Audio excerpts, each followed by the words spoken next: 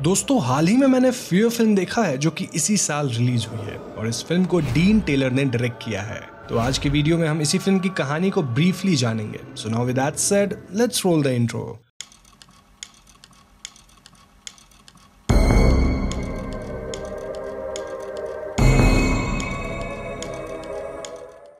तो फिल्म के कहानी की शुरुआत एक इंटरव्यू के साथ होती है। रॉम नाम का एक राइटर अपने आने वाली किताब के बारे में बताता है जो फियर पे यानी कि डर पे लिखी गई है। रॉम कहता है कि अक्सर लोग अपने डर को समझ नहीं पाते हैं और उसे लगता है कि डर सिर्फ कोई कॉन्सेप्ट नहीं बल्कि एक रियल फीलिंग है जिसका सामना हम सबको करना आना चाहिए। वो ये भी बताता है कि बहुत जल्द वो रिसर्च करने के लिए एक कैलिफोर्निया के खास जगह जा रहा है और इस पॉइंट पे इंटरव्यूअर रॉम से पूछता है कि उसे किस चीज से डर लगता है, जिस पे रॉम कहता है कि उसे किसी भी चीज से डर नहीं लगता। तो अगले सीन में हम रॉम उसकी गर्लफ्रेंड बियांका को गाड़ी से कहीं जाते देखते हैं। न्यूज में किसी लड़की के 2015 से ही मिसिंग होने की बात हो रही थी और इस लड़की का नाम एंजल विल्सन था जो कि ओटाहो में अपने दो सहेलियों के साथ कैंपिंग करने गई थी। उन दोनों की बॉडी पुलिस को बहुत बाद में मिली और ऐसा अनुमान लगाया गया कि उन दोनों ने खुद को मार लिया था। रॉम इस न्यूज में काफी इंटरेस्टेड था लेकिन बियांका रेडियो बंद कर देती है। हमें पता चलता है कि रॉम और बियांका छुट्टियां मनाने के लिए कहीं जा रहे हैं और बियांका की तबीयत कुछ ठीक नहीं लगती।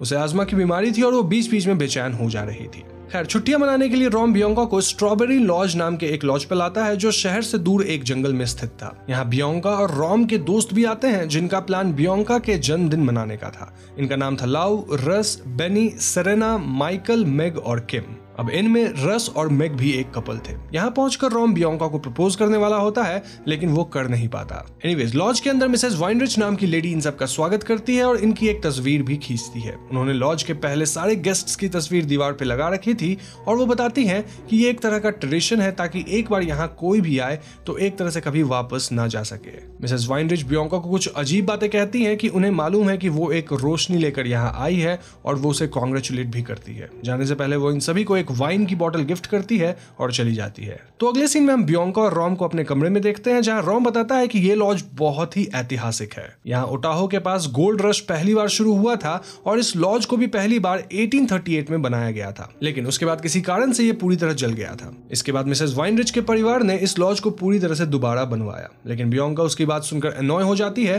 क्योंकि उसे लगता है कि रॉम यहाँ अपनी अगली किताब की रिसर्च करने आया है जबकि बियांका परिवार पर फोकस करना चाहती थी। दूसरी तरफ बेनी को लॉज के हॉलवे में एक अजीब तस्वीर दिखती है जिसमें हम एक लड़की को एक तरफ देखते हुए पाते हैं, लेकिन उस तरफ पेंटिंग में कुछ भी नहीं था और बेनी को यह दृश्य अजीब लगता है। उसके जाने के बाद मिसेस वाइनरिच यहाँ आती है और वो भी इस पेंटिंग की तरफ गौर करती है। आगे सभी दोस्त रात को बाहर फायरप्लेस के पास बैठते हैं और रॉम उन सबको इस इलाके की एक मशहूर कहानी सुनाता है। रॉम बताता है कि ये इलाका 1848 तक मेक्सिको का हुआ करता था, लेकिन फिर ये यूनाइटेड स्टेट्स के कैलिफोर्निया शहर को दे दिया गया। गोल्ड रश के दौरान यहाँ मेक्सिको से कई माइनर्स आए जो सोने के खदानों में काम करते थे। ये माइनर शराब के नशे में धुत होते थे और लोकल गांव में घुसकर औरतों पर अक्सर अत्याचार करते थे। लेकिन एक दिन सभी औरतों ने मिलकर फैसला किया कि वो अब और जुल्म नहीं सहेंगी। उन्होंने शैतान के साथ एक पैक्ट बनाया जिसका नाम था लास ब्रूहास। इस पैक्ट के तहत ये औरतें माइनर्स के दिमाग को कंट्रोल करती थी और उन्हें इतना डरा देती थी कि वो अपनी ही जान लेने पे मजबूर हो जाते थे। इस कहानी को सुनकर सेरेना डर की बात छेड़ती और कहती है कि उन सबको अपने सबसे बड़ा डर एक दूसरे के साथ आज रात शेयर करना चाहिए ताकि वो अपने डर से आगे बढ़ सके। सेरेना शुरू करती है और बताती है कि 18 साल की उम्र में उसका एक एक्सीडेंट हुआ था जिसमें उसे ऐसा लगा जैसे उसका अपने जीवन पर कोई कंट्रोल नहीं है। उस दौरान उसने एक नेकलेस पहना हुआ था जिसे कुछ भी नहीं हुआ। उस दिन सेरेना ने फैसला लिया कि जब तक ये नेकलेस उसके गले में है तब तक उसके जीवन पे उसका पूरा कंट्रोल रहेगा और वो किसी चीज से नहीं डरेगी। आगे बियांका की बारी आती है जो कहती है कि उसे सबसे ज्यादा डर सांस के बंद होने से लगता है क्योंकि वो बचपन से आजमा की मरीज रही है। इसी तरह माइकल बताता है कि उसे बंद जगहों से डर लगता है और वो क्लॉस्ट्रोफोबिक है। मेग को डूबने से डर लगता है और रस को खून से। आगे बेनी कहता है कि उसे एक बार अरेस्ट किया गया था और तभी से उसे पुलिस से सबसे अधिक डर लगता है। लाउ बताता है कि उसे सबसे ज्यादा डर तब लगता है जब लोग उस पर भरोसा नहीं करते। अंत में रॉम से पूछने पर वो कहता है कि उसे सिर्फ बियांका को खोने का डर है और इसके अलावा उसे किसी चीज का डर नहीं है। नेक्स्ट सीन में माइक सभी लोगों के लिए मिसेस वाइनरिच वाली वाइन की बोतल लाता है, जिसे पीते ही सभी लोग उगल देते हैं। इसका टेस्ट बहुत ही ज्यादा खराब था। इन लोगों को लगता है कि ऐसा शायद वाइन के बहुत पुराने होने की वजह से हुआ होगा। सबके जाने के बाद बेनी माइकल से लाउ के बारे में पूछता है, क्योंकि लाउ जब से यहाँ आया था तब से ही खांसे जा रहा था। बेनी को लगता है कि लाउ इन्फेक्टेड है, लेकिन माइकल बताता है कि यहाँ आने से पहले उसने खुद सबका टेस्ट करवाया है और सभी लोग 2 हफ्ते पहले क्वारंटाइन करने के बाद ही यहाँ आए हैं। शो होने के लिए माइकल खुद लाउ से जाकर बात करता है, लेकिन लाउ इस बात से गुस्सा ही हो जाता है और माइकल को कमरे से बाहर निकाल देता है। दूसरी तरफ हम रॉम को देखते हैं, जो एक बुक पढ़ रहा होता है। इस बुक का नाम लास ब्रूहास था और वो उसी इतिहास के बारे में थी जिसकी कहानी रॉम ने सभी दोस्तों को सुनाई थी। रात को सोते हुए रॉम की नींद अचानक खुलती है और वो नीचे का दरवाजा खुला हुआ देखता है। वहां चेक करने पे एक संदूक में कुछ पुराने फोटोज मिलते हैं जिनमें कुछ क्रिप्टिक बातें लिखी हुई थी। यहाँ किसी पोर्टल की बात की गई थी जो कि लोगों के फियर पे फीड करती है। उधर बेनी इंटरनेट पे लास ब्रूहास के बारे में रिसर्च करता है और उसे पता लगता है कि इस रिचुअल में लोग मास सुसाइड कर लेते हैं और सैमुअल की पूजा की जाती है, जो कि एंजल ऑफ डेथ कहलाता है। वो देखता है कि 2015 में लापता होने वाली लड़की एंजल भी इसी एरिया में गायब हुई थी। इसी पल बियांका की नींद भी एक नाइटमेयर से खुल जाती है, जिसमें वो अपने क्रॉस के लॉकेट पर खुद को चोक करते हुए देखती है। वो उठकर पानी पीने लगती है जब उसे बेसमेंट के उसी कमरे के पास से एक बच्चे के रोने की आवाज सुनाई देती है। वो वहां जाती है और दरवाजा खोलती है कि तभी वहां रॉम आ जाता है और आवाज बंद हो जाती है। तब बेनी भी यहाँ आ जाता है और सभी को न्यूज ऑन करने कहता है। न्यूज में रिपोर्टर कह रही थी कि एक नया वेरिएंट अभी अभी डिटेक्ट हुआ है जो बहुत खतरनाक है। ये हवा के जरिए ही लोगों को बीमार कर सकता है और इसमें लोग हैलुसिनेट भी करने लगते हैं, मतलब उन्हें अजीब चीजें दिखने लग जाती है जो कि एक्चुअली में नहीं होती। रिपोर्टर बताती है कि सभी लोगों को घर में खिड़की दरवाजे बंद करके रहने के लिए कहा गया है। अब न्यूज सुनकर सभी लोग पैनिक करने लगते हैं, जहां माइक और रस लाउ को घर के बाहर निकालना चाहते हैं क्योंकि वो अपने कमरे में तबीयत खराब होने की वजह से लॉक्ड है। सभी को लग रहा था कि लाउ को ये नया वेरिएंट कांटेक्ट कर लिया है, लेकिन माइक उन्हें शांत करता है और मिलकर काम करने की सलाह देता है। किम यहाँ से अपने घर चली जाती है क्योंकि उसका बच्चा घर पे अकेला था। अब किम के जाने के बाद बियांका की तबीयत भी खराब होने लगती है, लेकिन सेरेना और मेग उसे संभालते हैं।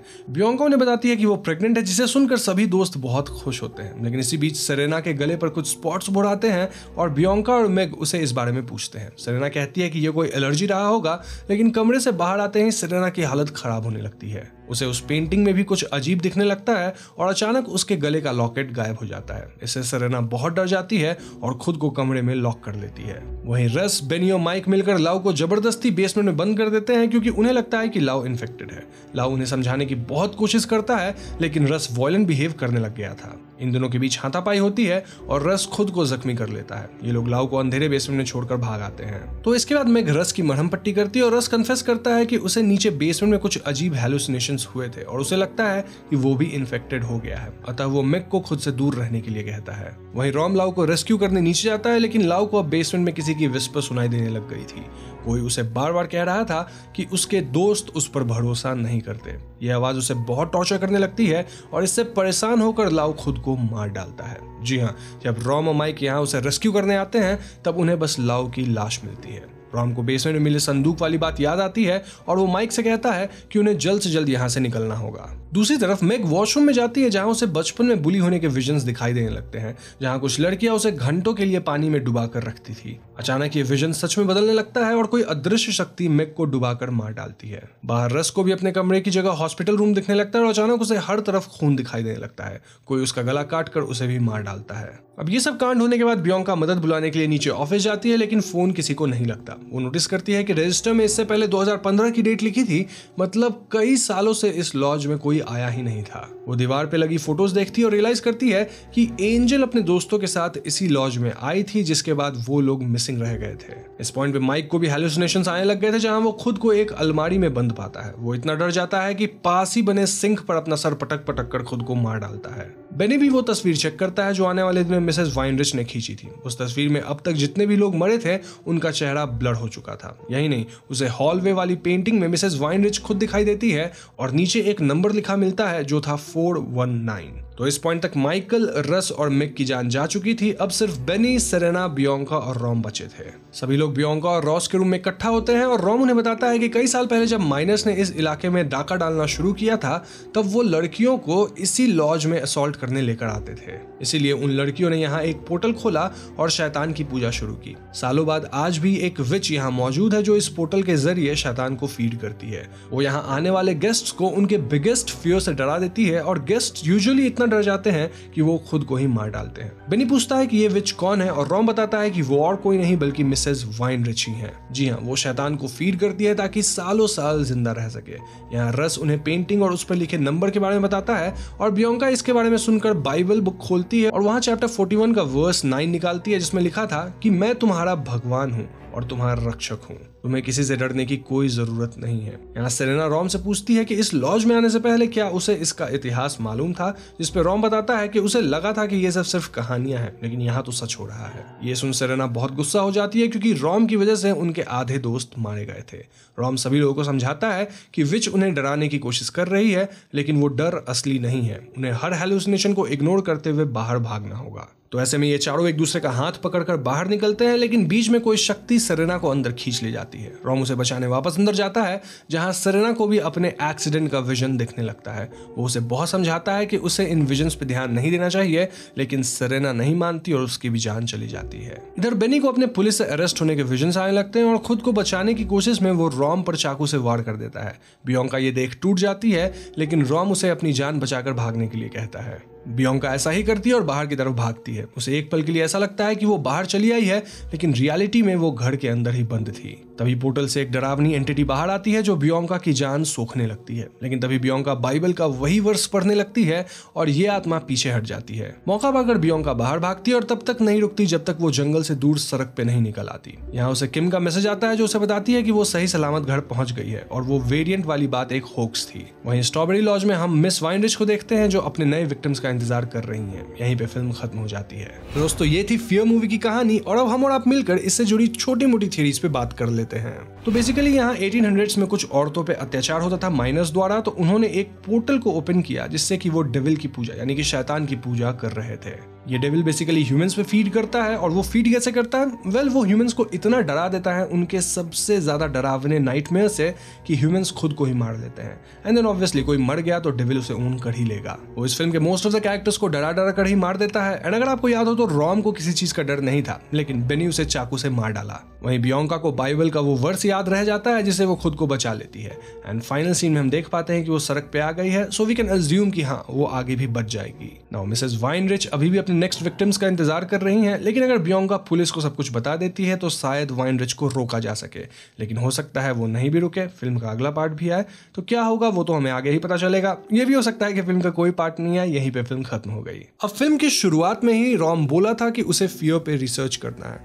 तो मुझे लगता है कि कहीं ना कहीं रॉम को इस लॉज की हिस्ट्री पे और इस लॉज की पूरी कहानी पे सुपरनैचुरल इवेंट्स पे भरोसा था और वो जानता था कि यहाँ लोग मर सकते हैं, बट स्टिल वो रिसर्च करने अपने दोस्तों को लेकर आया। बेसिकली मेरा कहना है कि रॉम जानबूझकर ये सब किया। हाँ, वो लोगों को मारना नहीं चाहता था, बट वो अपने फियर वाली थियरी का टेस्ट जरूर करना चाहता था।